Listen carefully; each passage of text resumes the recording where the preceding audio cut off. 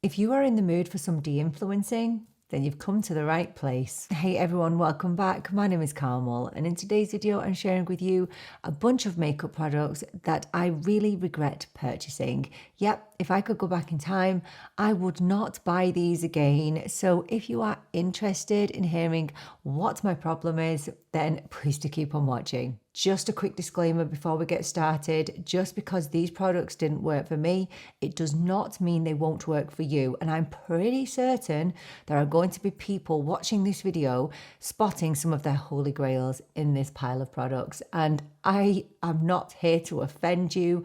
Just because your holy grail didn't work for me, it doesn't mean it's bad. It just means I'm the one with the problem. Okay, makeup is so incredibly personal. So what works for one won't necessarily work for another. So please don't get upset with me. I'm especially not here to bash these products or to bash any brands. I just have regret for one reason or another. So I'm going to start on the actual complexion with a skin tint, and it's this one from L'Oreal. This is the L'Oreal Lumi Glow Tint. Yeah, this is available, I think, only in the US still. I've not seen it over here. I ordered it from Amazon US. This claims to be healthy glow meets breathable coverage in a lightweight, water-based tint. It contains reflective pearls, which is the problem for me, to provide a healthy, soft lit glow. I have this in the shade 200, and I remember reviewing this and I knew that the shade was too dark for me. Well, actually, it's too dark and it's also too warm. So that's a me problem. I know that.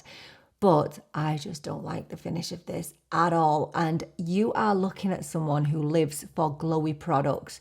But when I tried this, I just could not get on board with the level of metallic on my face. So that's the shade. And as you can see, it's a very fluid, runny formula.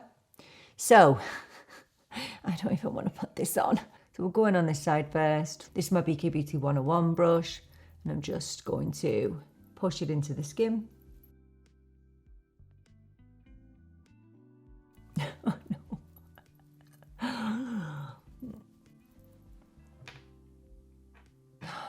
no.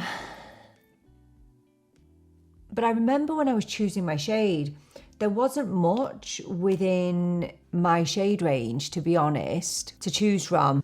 But you know, I have a neutral undertone, so generally I can get away with warm, I can get away with cool, I can get away with neutral.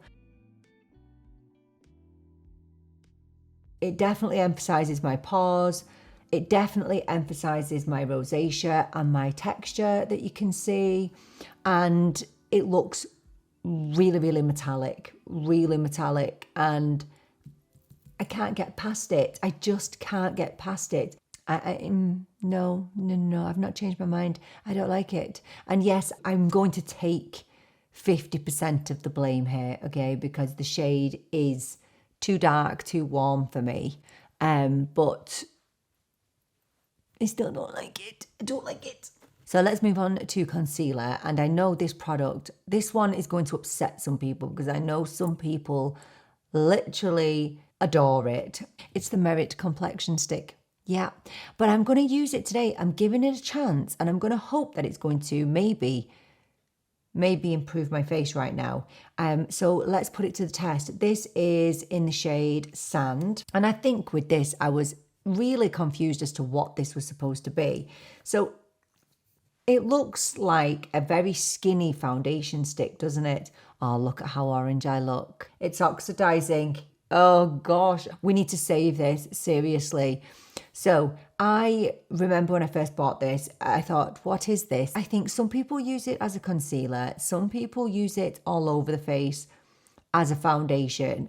I've still not figured out how this should be used. So I am going to use it under my eyes, and I'm going to use it around my face as well to try and improve this face.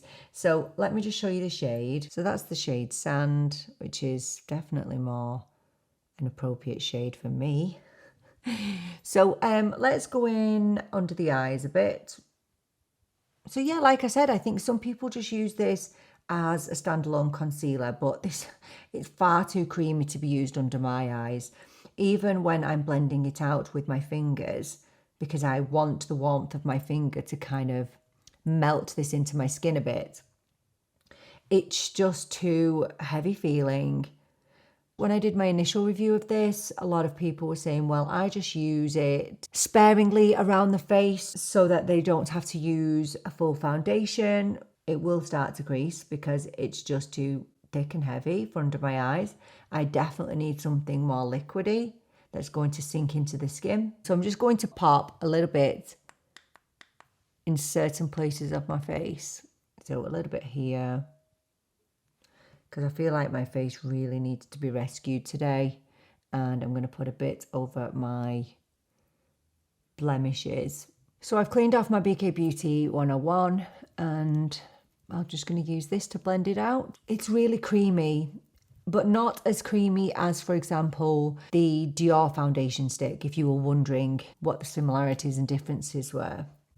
The one thing I do remember about this is that it had great longevity to it, so I did appreciate that. So that has definitely toned down the metallic-y finish of my skin, but I can still see all of my texture really, really badly. So I'm just going to pop some over my hyperpigmentation and maybe just a bit on my chin. I really don't like overloading my chin too much because I have sebaceous filaments that I have to keep on top of. So I don't like bombarding my chin area with products. I don't think this is a bad product. I think it is made for a certain kind of person. It doesn't suit me and my makeup preferences. It's definitely not too heavy. I mean, it's visible. I wouldn't call it a natural finish. I'd say it's very buildable, and in the right hands, it can be a great stick, but like under my eyes, I can still see my darkness, and it's already started to settle into a couple of my lines, but I did put a fair bit on. By the way, I forgot to say I've got no eyebrow products today, if you were wondering. Yeah, I think we should move on to the next item. We're moving on to bronzer now, and this item I actually did like when I first tried it, but it's just too pigmented for me, and it's this from NYX. It's the Buttermelt bronzer. I have this in the shade Deserve Butter. Yeah, it's just very, very pigmented, and I struggle to put a normal amount on, basically. I'm actually worried about putting this on now because I'm already feeling a little bit dark and orange. So I'm going to go in with my BK Beauty 111 brush, and this has a really strong fragrance. Now, I actually like this fragrance, but I do feel like NYX need to calm down a bit with the fragrances, don't they? I mean, is there anything they've ever created that doesn't have a really strong fragrance? Look at all that on my brush. Can you see that? Oh my gosh, this could be a disaster. So, tapping off and just kind of dusting it on. Okay, that's not bad actually.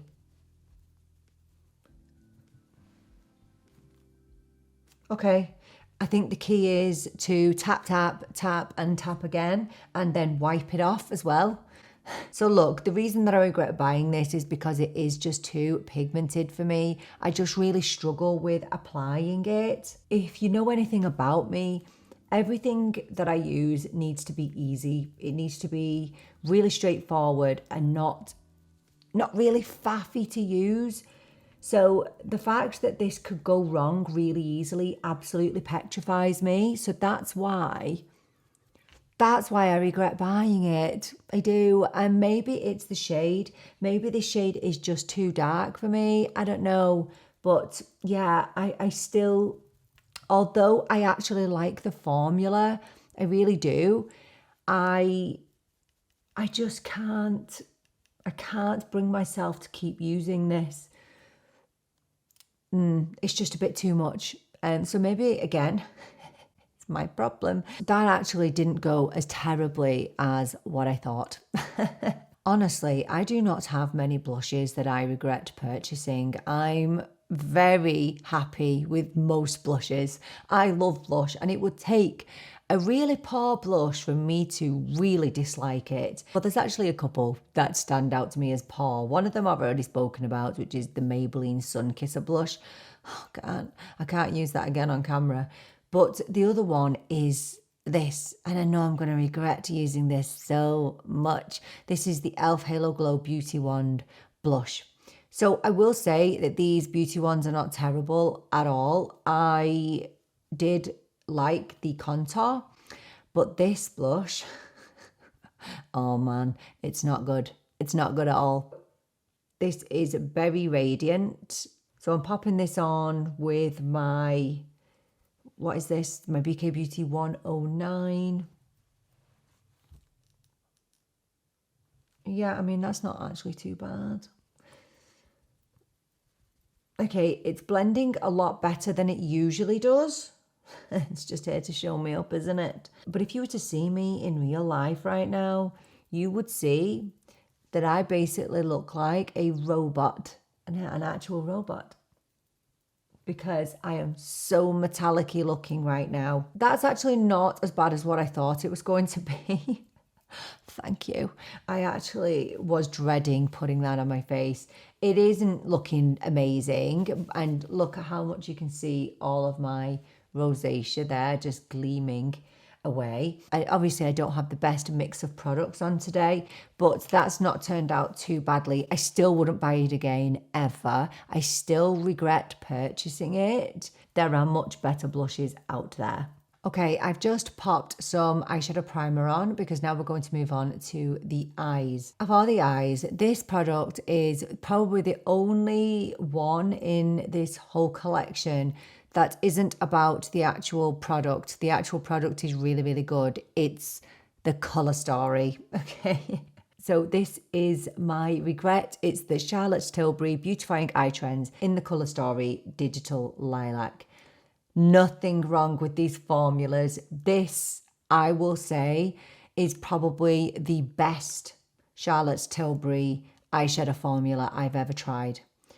But who did I think I was picking this eyeshadow palette, this colour story? I mean, you know me, and you know that I don't wear colour on my eyes, okay? The most I will wear is a little bit of pink, and that is even pushing the boat out because I'm too scared of colour.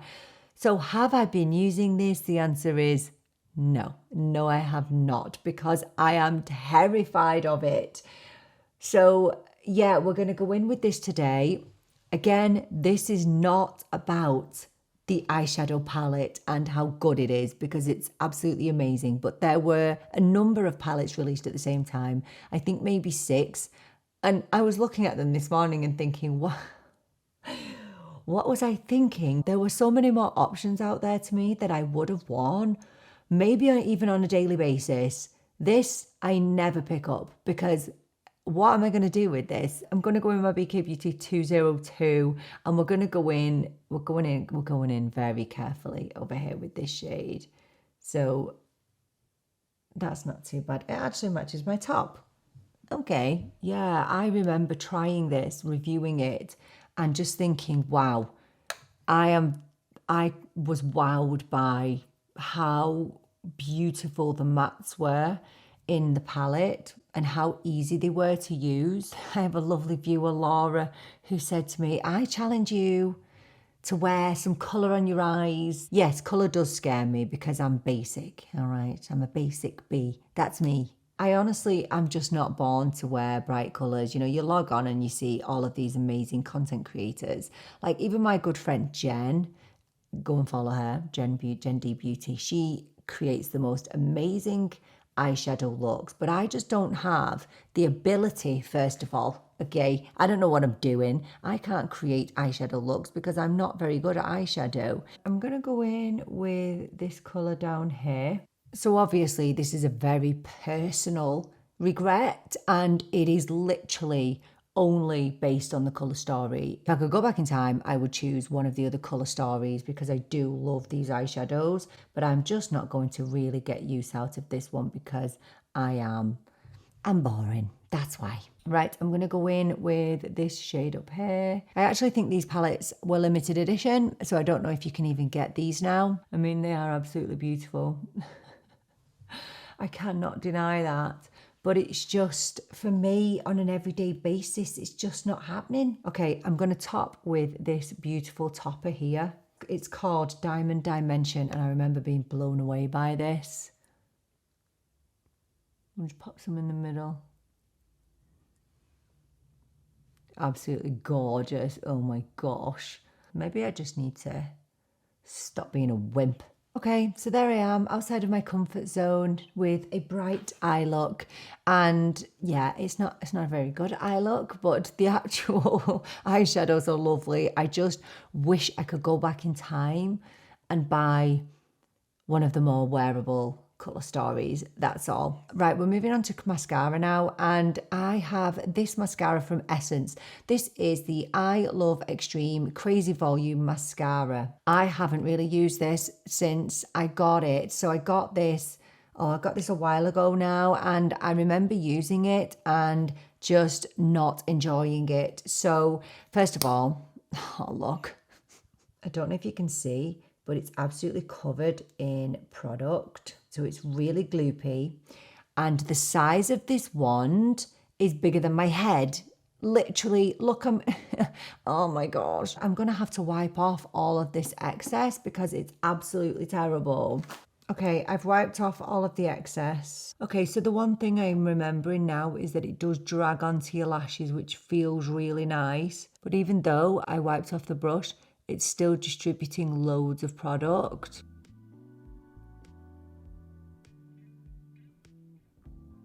My eyelashes are all clumping together.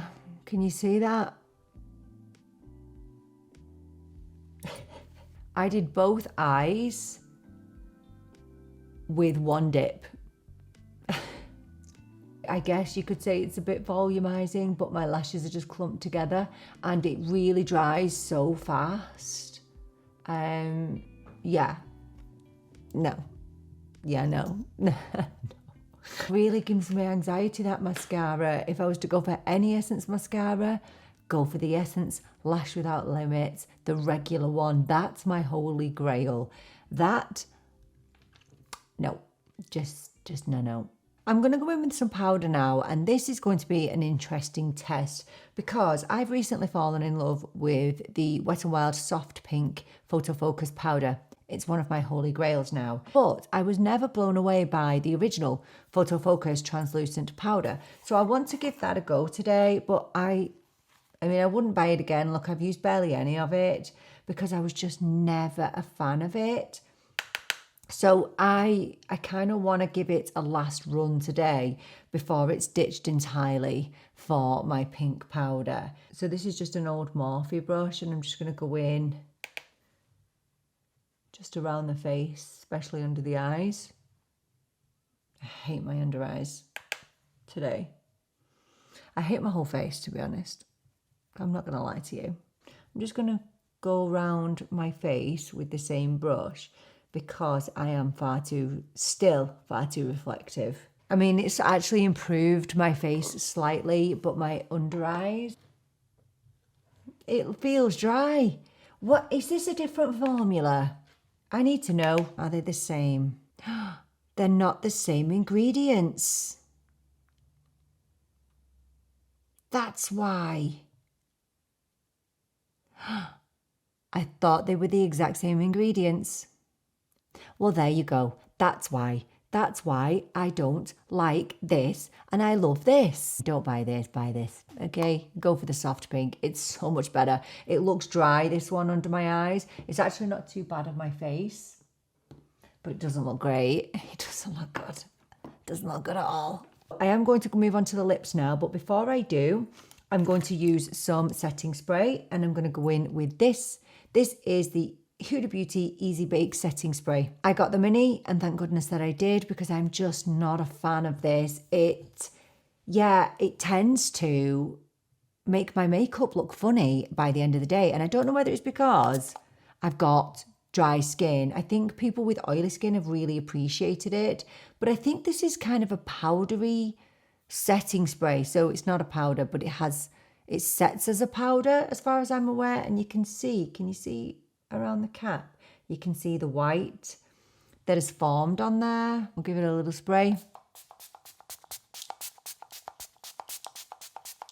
It actually feels nice. I think my face is just a lost cause today. Nothing is going to make it look decent. It's just not the finish that I want from a setting spray. And it tends to dry down pretty slow. Like I'm left with little spurts of setting spray on my face. Yeah, it's just not for my skin type, but I know people that have this and they absolutely adore it. It's just not the finish that I like. For me, if you have drier skin, if you like a little bit more of a luminous complexion, I'd say go for the Charlotte Tilbury setting spray. It's much far superior in my opinion. Okay, on the lips, we have another NYX product. I'm actually petrified about putting this on. This is the NYX Duck Plump Plumping Liner. I have this in the shade Pinkjection.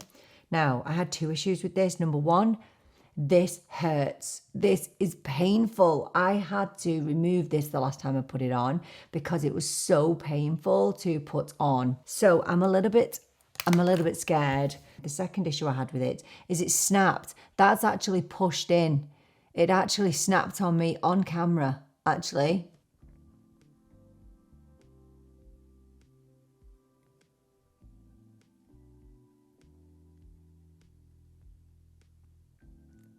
Oh, it's burning already.